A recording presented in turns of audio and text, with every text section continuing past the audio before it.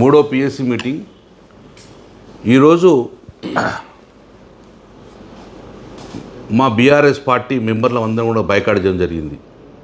మాకు బైకాట్ చేయాలన్న ఆలోచన లేదు, కానీ మా పార్టీలో గెలిచి పార్టీకి వెన్నుపోటు పొడిచిన వ్యక్తికి ఈరోజు సాంప్రదాయాలకు విరుద్ధంగా గాంధీ గారిని చైర్మన్గా మేము ఊహించుకోలేము. ఆల్రెడీ ఆ స్థానంలో మా హరీష్ రావు గారు ఉండాల్సింది కాబట్టి ఆ స్థానంలో ఒక వెన్నుపోటుదారు ఉండడం మాకు ఇష్టం లేకనే మేము బైకాట్ చేయడం జరిగింది.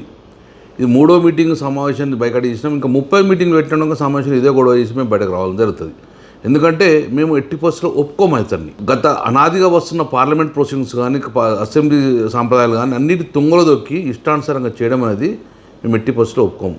ఇంకోటి ఏంటంటే దురదృష్టవశాత్తు మాకు మైక్ కట్ అనేది ఎక్కడ అసెంబ్లీలో కనబడుతుంది, కానీ ఫస్ట్ టైం ఈరోజు మైకే ఇవ్వాలి. నేను కూడా గతంలో ఎస్టిమేట్ కమిటీలో పనిచేశాను.